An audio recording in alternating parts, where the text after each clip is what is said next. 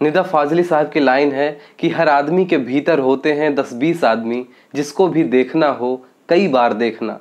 लेकिन शमिताभ, चीनी कम, पा जैसी बेहतरीन फिल्में देने वाले आर बाल्की ने अपने फिल्म के शुरुआत में ही ये बात बता दी है कि उनके फिल्म में एक ऐसा किरदार है जिसके भीतर 2 आदमी रहते हैं। बस आर बाल्की की लिखने वाली टीम ने उस दूसरे आदमी के ऊपर उतना ध्यान नहीं दिया है जितना ध्यान सनी पाजी अपनी टोन पर देते हैं। आइए सीधे रिव्यू शुरू करते हैं। अगर आप चैनल पर नए हैं तो सब्सक्राइब कर लीजिए। नमस्कार, द फोकल लेंथ में आपका स्वागत है। ये कोई आश्चर्य की बात नहीं है कि कागज के फूल विश्व सिनेमा में सबसे बेहतरीन उदाहरणों में से एक है। लेकिन गुरुदत्त की इस फिल्म को उस समय आलोचकों द्वारा ऐसी प्रतिक्रियाएं मिली थीं कि ऐसा कहा जाता है कि गुरुदत्त इसके चलते डिप्रेशन यानी अवसाद में चले गए थे। आप सोच रहे होंगे कि मैं ये सब आपको क्यों बता रहा हूं, तो इसी संदर्भ को केंद्र बिंदु बनाकर बनी फिल्म चुप की कहानी उतना ही है जितना कि आपने ट्रेलर में देखा कि फिल्मों को रेटिंग देने वालों को एक मनोरोगी मारकर उनके माथे पर स्टार बनाकर चला जाता है। और ये सिर्फ रेटिंग ही नहीं देता, बड़ा अद्भुत किलर है। फिल्म रिव्यू में भी प्लॉट ढूंढता है। जैसे किसी ने लिख दिया कि आधी फिल्म पटरी पर थी, आधी फिल्म बिखरी हुई थी, तो उसे उसी तरह की मौत भी देता है। उसकी बॉडी को लेकर जाएगा और ट्रेन की पटरी पर लिटा देगा। आधी बॉडी बिखेर देगा और आधी कटी हुई साबुत पड़ी रहेगी, जिसे पकड़ने के लिए मुंबई का पुलिस महकमा लगा हुआ है। ये महकमा जब अपने आप को नाकाम पाता है किलर को पकड़ने में, तब वहां एंट्री होती है पूजा भट्ट के किरदार की। ये थी फिल्म की कहानी। मैंने पहले ही कहा था कि कहानी ट्रेलर जितनी ही है। उसके बाद क्रिमिनल कैसे पकड़ा जाता है या ये सब लोग पकड़ने में नाकाम ही रहते हैं, ये सब कुछ जानने के लिए आपको पूरी फिल्म देखनी पड़ेगी। बात करते हैं कि इस फिल्म के लिए गुरुदत्त का आधार लेना कितना सफल रहा। तो इसमें 2 बातें हैं। पहली, फिल्म की कहानी तो आर बाल्की की है, लेकिन इसका screenplay Raja Sen, R Balki और ऋषि बिरमानी 3 लोगों ने मिलकर लिखा है। और इन तीनों ने मिलकर ये बताया है कि कागज के फूल न चलने में उस समय के आलोचकों का हाथ था और आलोचनाओं से अवसादग्रस्त होकर गुरुदत्त ने आत्महत्या कर ली। आपने इतना रिसर्च किया होगा तो आपको ये भी पता होगा कि फिल्म कागज के फूल करने के बाद गुरुदत्त ने लगभग 9 फिल्मों में और काम किया है। तो क्या सिर्फ कागज के फूल का न चलना ही गुरुदत्त की आत्महत्या का कारण था या कुछ और जीवन प्रसंग भी हो सकते हैं? सोचने वाली बात है। नंबर 2 कि जब आपने गुरुदत्त और क्रिटिक्स का कॉन्सेप्ट ले ही लिया था तो फिल्म का टाइम पीरियड भी उसी समय के आसपास रखना चाहिए था, क्योंकि अभी जो दौर चल रहा है उसमें दर्शक वर्ग ना तो किसी क्रिटिक्स की सुन रहे हैं और ना ही फिल्म की गुणवत्ता पर विशेष ध्यान दिया जा रहा है। दर्शक खुद ही चुन ले रहे हैं कि किस फिल्म को बायकॉट करना चाहिए, किस फिल्म को नहीं। अब भी मट्टो की साइकिल जैसी फिल्म को हॉल में 2 दिन की भी जगह नहीं मिलती। अभी हाल ही में दिए गए एक इंटरव्यू में प्रकाश झा खुद बता रहे थे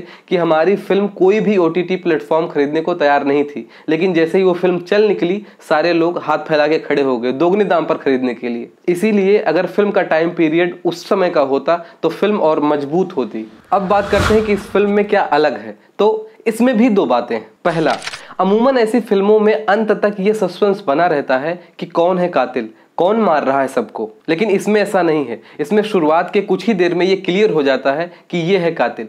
सस्पेंस जो बनता है वो ये कि कैसे पहुंचेंगे इस तक, कैसे पकड़ा जाएगा ये, जो कि मुझे काफी अच्छा लगा। लेकिन क्लाइमैक्स में सारा गुड़ गोबर कर दिया लिखने वालों ने। अब आते हैं दूसरी बात पर, ये भी लिखने से ही रिलेटेड है। आपने डैनी के अंदर 2 आदमी को घुसेड़ दिया, ठीक है, दुलकर सलमान ने इसको बहुत अच्छे तरीके से निभाया भी है, लेकिन उसका जो निगेटिव शेड है दूसरा आदमी, उसको क्या फुद्दू बना दिया है लिख करके आपने। मतलब वो इतना शातिर है कि पुलिस अब तक उसको पकड़ नहीं पाई है। पुलिस को चकमा देकर वो हीरोइन तक पहुंच जाता है और इन लोगों ने लिखा ये कि वो हीरोइन के पास में बैठकर पुलिस के सामने ही हीरोइन के माथे पर स्टार बना रहा है।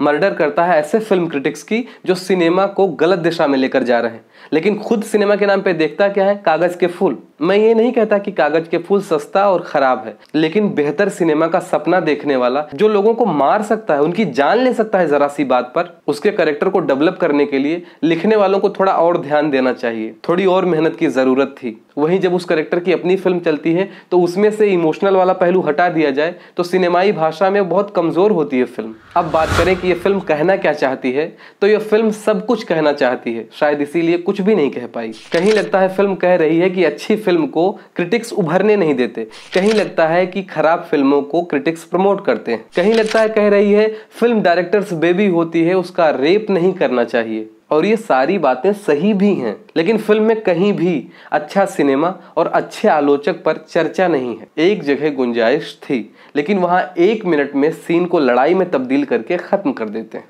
अमिताभ बच्चन जी भी बीच में आए, लेकिन वो दोनों बातों का गुड़ बना करके दे गए। इसीलिए फिल्म का क्लाइमेक्स मुझे बहुत कमजोर लगा। अब बात करें कि इस फिल्म में क्या अच्छा था, तो डायलॉग्स बहुत अच्छे थे, कहीं कहीं तो इतने बड़े अर्थ निकल कर आ रहे थे कि क्या बताएं। विशाल सिन्हा का कैमरा कमाल था, कोई कोई शॉट तो अद्भुत थे। बांद्रा में उगते ट्यूलिप और उसके बागबान की दुनिया इन्होंने अपने कैमरे से महकाई। साइकिल से ढलान पर उतरने वाला सीन मैं कभी नहीं भूलूंगा। वहीं बैकग्राउंड स्कोर और पुरानी फिल्मों के गाने फिल्म की पकड़ को बनाने में बहुत कामयाब रहे। एडिटिंग अच्छी है, बस फिल्म थोड़ा छोटे होने की डिमांड करती है। सनी देओल को फिल्मों में वापस देखकर अच्छा लगा। पूजा भट्ट का कैमियो मजेदार है, लेकिन इनका कैरेक्टर फिल्म में आया ही क्यों, मुझे समझ में नहीं आया। जब सारा काम सनी पाजी के दिमाग से ही होना है तो इनको फिजूल में लाने की क्या जरूरत थी। अगर आपको समझ में आए तो कमेंट करके जरूर बताइएगा। दुलकर सलमान और श्रेया धनवंतरी को जो काम दिया गया था, उन्होंने बहुत अनोखे तरीके से अपना काम किया है। हालांकि सलमान श्रेया धनवंतरी से थोड़ा हल्के पड़े हैं। राजीव रविंद्रनाथ ने भी अच्छा काम किया है। वहीं श्रेया धनवंतरी की माँ का जो किरदार निभा रही थी,